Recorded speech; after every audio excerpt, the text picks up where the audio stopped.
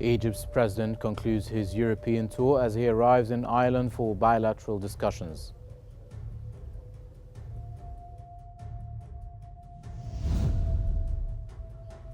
Egypt stresses a Syrian-led political process ensuring sovereignty, inclusivity and stability.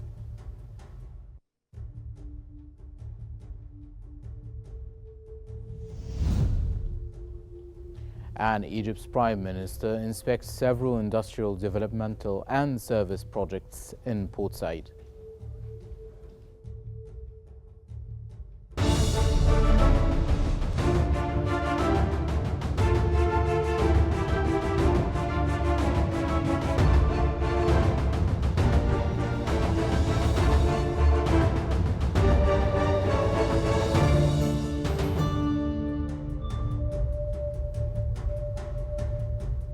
You're watching Q News. Let's move on to the latest in Egypt.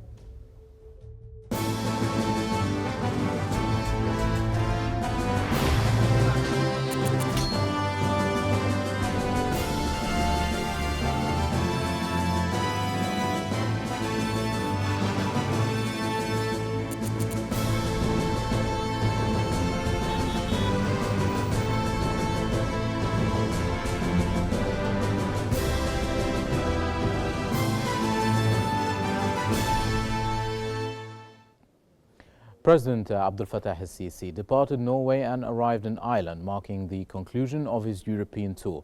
In Dublin, President El-Sisi is scheduled to meet with the President and Prime Minister of Ireland to discuss opportunities to strengthen bilateral cooperation and align positions on international issues and crises of mutual concern.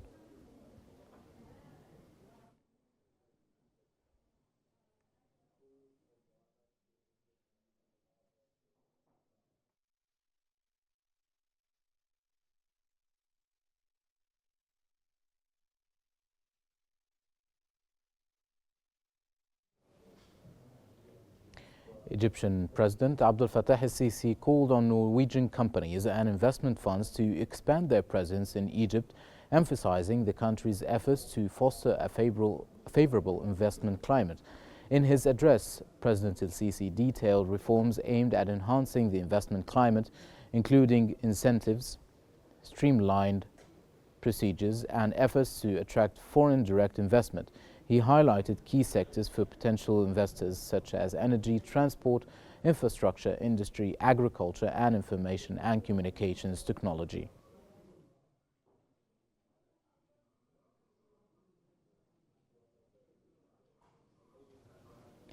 Egypt's Foreign Minister Badr Abdel Ati has underscored the need for a fully Syrian-led political process free from external interference. He emphasized safeguarding Syria's sovereignty and territorial integrity while advocating for an inclusive approach that reflects the country's societal diversity and ensures no national factions are excluded. Abdel Ati reiterated Egypt's commitment to fostering unity and supporting efforts to restore long-term stability in Syria.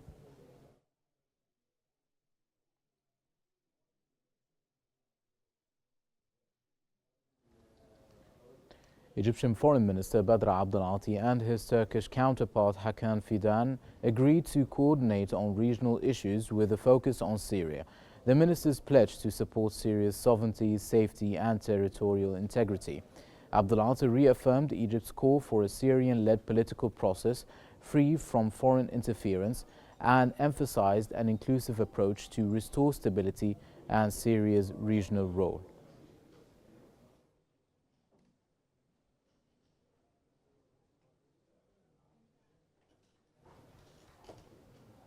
Several Palestinian political groups praised Egypt's support for the Palestinian cause amid the ongoing Israeli aggression in Gaza and violations in the West Bank and Jerusalem. The Supreme Authority for Tribal Affairs in Gaza praised Egypt for promoting unity and providing relief. Fatah commended Egypt's effort to secure international support for a Gaza ceasefire and assist the Palestinian Authority, while calling for Israel's full withdrawal. The National and Islamic Forces Committee in Gaza also expressed gratitude for Egypt's role in alleviating suffering and fostering unity, hoping for the success of these efforts.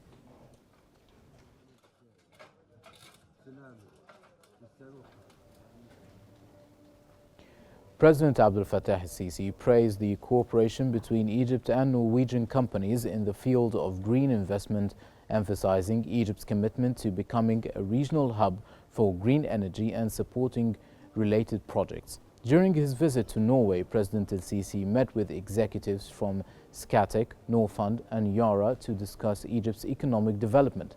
The talks focused on empowering the private sector, attracting foreign investment and supporting foreign companies in Egypt, as well as expanding Scatec and Yara's project and further collaboration with Norfund.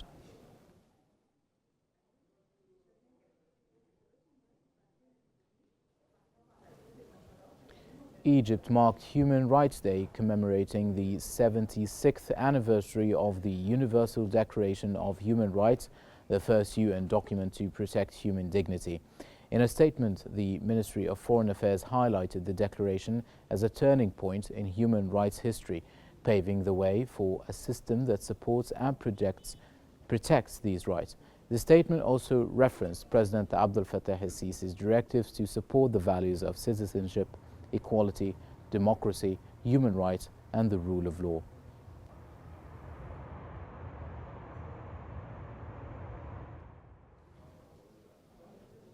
Egypt's Prime Minister Mustafa Madbouli visited Port Said to inspect various industrial, developmental and service projects. Accompanied by key ministers, Madbouli toured the Made in Port Said exhibition, showing products from 32 companies. He emphasized the industrial sector's role in boosting the economy and creating jobs. Madbouli also visited a local school to assess operations following a recent fire.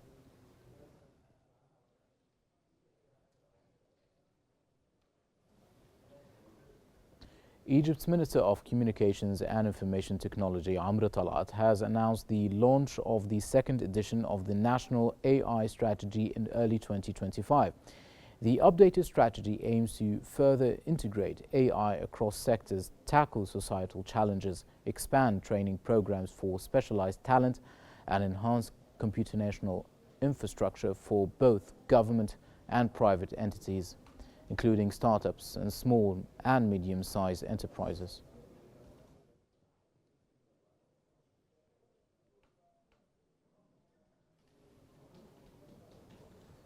Chairwoman of National Council for Human Rights, Mushira Khattab, has said that Egypt made major and unprecedented leaps in the rights of citizens. Khattab added that Human Rights Day is an opportunity to highlight Egypt's significant progress in citizen rights. She emphasized that President Abdel Fattah El-Sisi made important strides in the field of human rights in the recent years.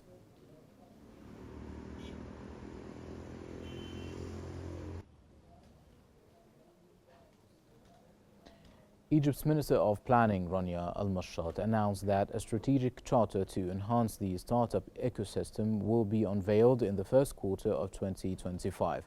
The charter will focus on boosting entrepreneurship and innovation, with the new Entrepreneurship Ministerial Committee leading efforts to integrate government and startup sectors. Al-Mashat aims to raise startup investments from $500 million to $5 billion.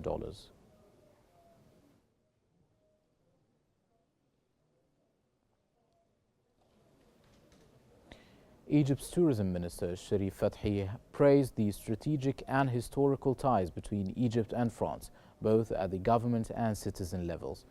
In a meeting with French Ambassador, the Fathi discussed ways to enhance cooperation and tourism and archaeology. The meeting focused on boosting French tourism to Egypt and joint archaeological projects. Fathi projected that Egypt would welcome 15.3 million tourists by the end of the year.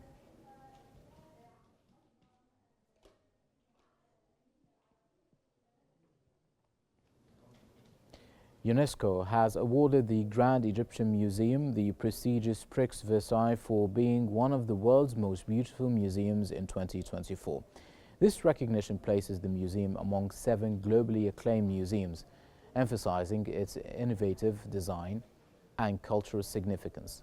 Egypt's largest museum, dedicated to ancient civilization, showcases treasures like the full collection of King Tutankhamun's artifacts and the Museum of the Khofo boats. It stands as a global culture icon and a major national project.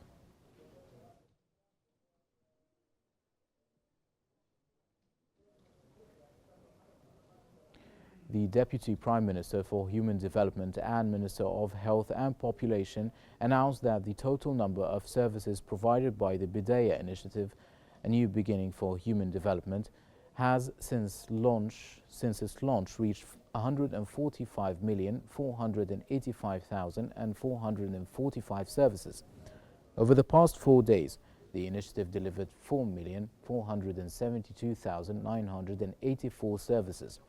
These included empowering and training 17,483 women through 393 activities and distributing 5.9 tons of meat to 15,984 families.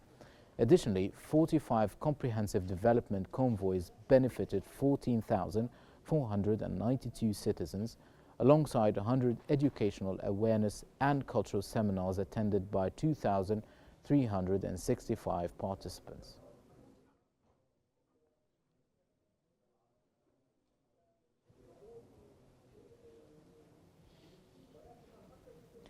In line with the Armed Forces directives to secure Egypt's borders, the Egyptian naval forces have intercepted smuggling attempts in the Mediterranean and Red Seas.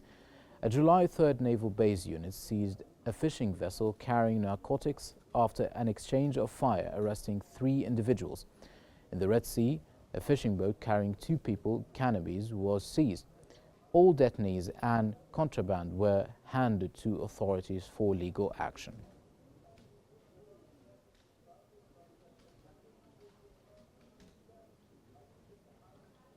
The Minister of Planning, Economic Development and International Cooperation, Rania Al-Mashat, discussed strengthening strategic investment partnerships to accelerate Egypt's economic development with an European Union delegation comprising representatives from 27 member states. Al-Mashat called the EU a strategic partner for Egypt, noting the collaboration in food security, renewable energy and digital transformation, along with the EU's €1.3 billion contribution.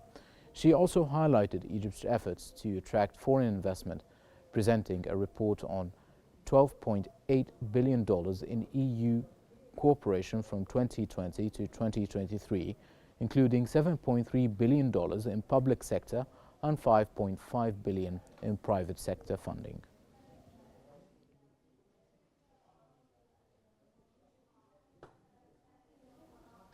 According to data from the Automotive Marketing Information Council, auto sales showed a slight improvement in October, rising by 1.1% month-on-month to a total of 9.6 thousand vehicles, up from 9.5 in September. October's vehicle sales rebounded slightly after a tough March when sales plunged 43% to just 4.2 thousand vehicles. Passenger car sales fell 2.3% month-on-month to 7.4 thousand, while truck sales rose 20.3% to 1.4 thousand units, while bus sales increased 4.5% to 760 units. On a year-on-year basis, October sales were up 7.3%, driven by a 45.3% jump in truck sales and 6.6% rise in passenger car sales, though bus sales dropped 24.9%.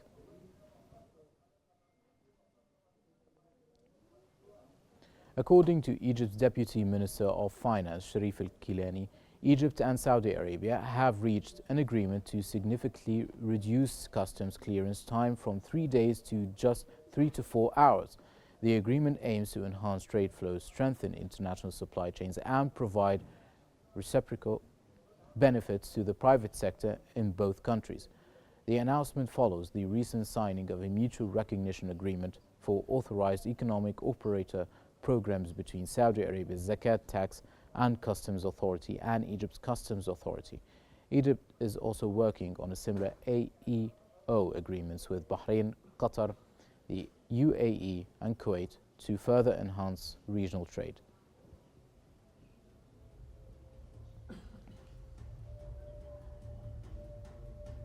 That brings us to the end of this bulletin. Here are the headlines.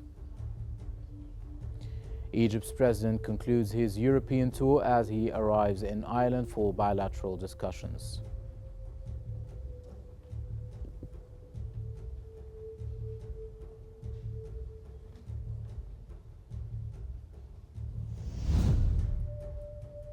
Egypt stresses a Syrian-led political process ensuring sovereignty, inclusivity and stability.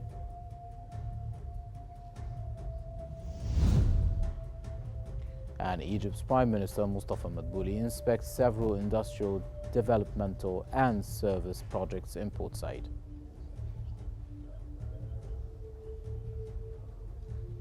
Stay updated always by following Qnews for the latest developments. Thank you for watching.